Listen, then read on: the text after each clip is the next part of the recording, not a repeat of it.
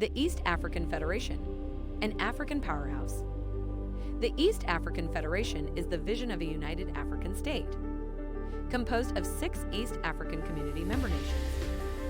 This community currently has Burundi, Kenya, Rwanda, South Sudan, Tanzania, and Uganda as members, with the DRC, upon approval, as the 7th, making a total population of 195 million.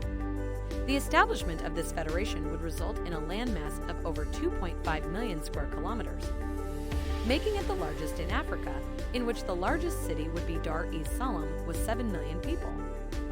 At present, the GDP of the EAC stands at $224 billion, ranking 49th in the world. Could this be Africa's first superpower? In September 2018, a committee was formed to begin the process of drafting a regional constitution, and a draft constitution for the Confederation was set to be written by the end of 2021, with its implementation by 2023. However, it is likely that this deadline will be missed. While the East African Federation has not yet been established, many steps have been taken to advance this eventual goal.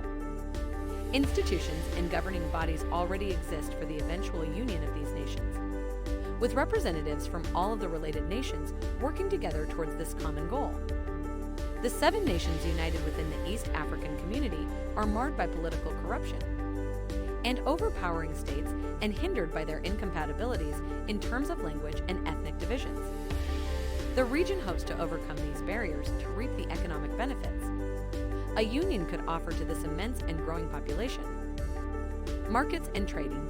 A customs union was introduced in 2005, which would allow for free trade within the Federation, allowing for greater economic activity in the region if the Federation is ever implemented.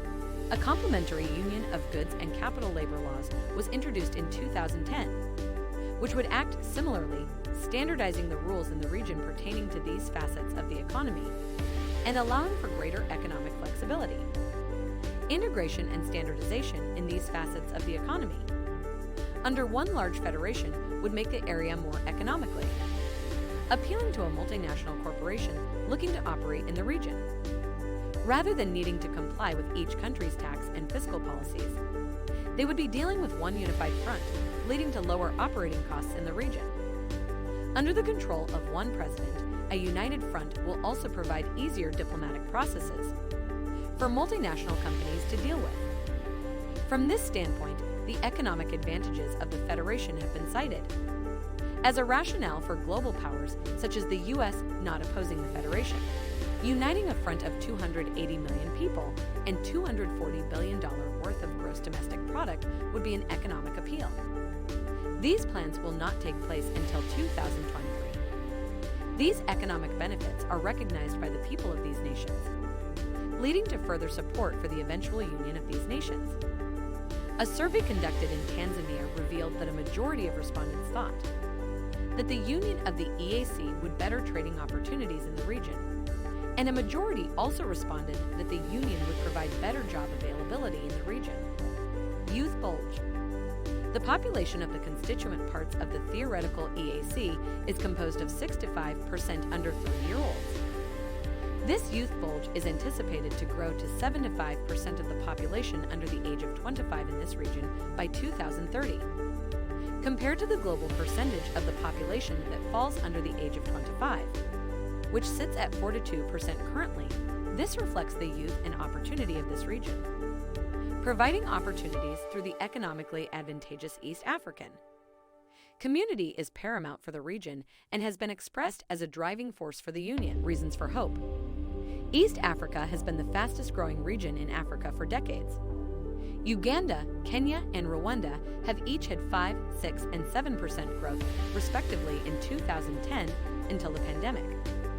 Collectively, the EAC GDP has grown 92% from $106 billion in 2010 to $204 billion in 2019. The EAC embodies modern cooperation with an old history. Kenya, Uganda, and Tanzania were united as a colony in 1919 under the British Empire, before transitioning into the East African Community in 1967, which at the time used the East African shilling and standard external tariffs. This was subject to collapse in 1997 following diversity in the political system, including dictatorship under Idi Amin, socialism under Mwalimu Nyerere, and capitalism under MZ Kenyatta.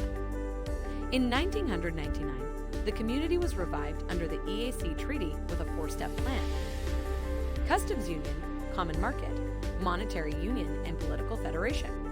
The motivations behind this were numerous, seeing that there is a shared cultural identity, and that even semi-autonomous states can be part of a greater union. A similar dominant tropical savanna climate has been noted within the community, which lends itself to similar agricultural and seasonal practices.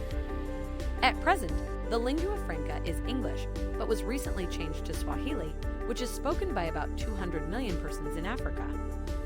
Strides to unity, many have posited that religion is key to political and social stability in any union, with the most widespread religion in this region being Christianity.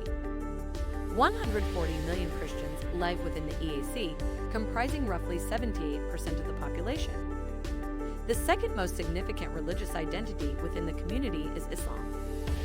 This is important because the split of South Sudan from the Republic was a key part of their annexation, and is easily seen as a separation of the Christian and Muslim populations from the former country. Ensuring the stability of the region will no doubt require cooperation from both faiths and their adherents. The first African superpower. The leading strength this federation would have, if properly harnessed, is its massive youth demographic. The EAF would have a median age of 17.8 years, and ensuring these youths are on the path towards economic independence is vital to the success of the federation. Several plans are in place to ensure the right infrastructure is in place. Mombasa is the largest seaport in the region and a massive economic and cultural hub that services the interior, which will be dwarfed by the $22 billion Lamu port, expected to be the biggest in Africa upon completion. The continued expansion of all airports in the region and attraction to international investors is on a steady rise. The Federation's proposed capital is Arusha in Tanzania, with a population of around 400,000 people. The city has served as a center for diplomacy for several years, and was where the civil war in Rwanda was brought to an end through the Peace and Reconciliation Agreement. Even when the SPLM party was near collapse, the agreement for South Sudan was settled in Arusha. The city is fairly central in the Federation and has served as the headquarters of the East African community. It is from Arusha that much progress has been made. The customs union was established in 2005, and Rwanda and Burundi joined the community in 2007. The 2010 East African Common Market Protocol was intended to foster an open market zone to improve the exchange of people, goods, services, and capital within the community. Zero tariffs and minimal duties have shown promise within the region. Having this backed by the East African shilling will no doubt raise the region's monetary strength, teething problems. The common market still has further to go, as imports that undercut local businesses are often denied entry to neighboring markets. Kenya has locked out Ugandan milk, timber, sugar, and maize. South Sudan joined in 2016, and the Republic of Sudan also sought entry in 2011, but was denied for poor relations with South Sudan and Uganda. In 2013, all member states committed to progressively unite monetarily by harmonizing their monetary and fiscal policies, while Kenya, Uganda, Tanzania, and Rwanda simultaneously unveil their national budgets in June. This union is still quite far off, seeing how differently each currency performs. Convergence will be difficult since each nation still has its own currency, and seems to benefit or be shortchanged depending on their current fiscal strength.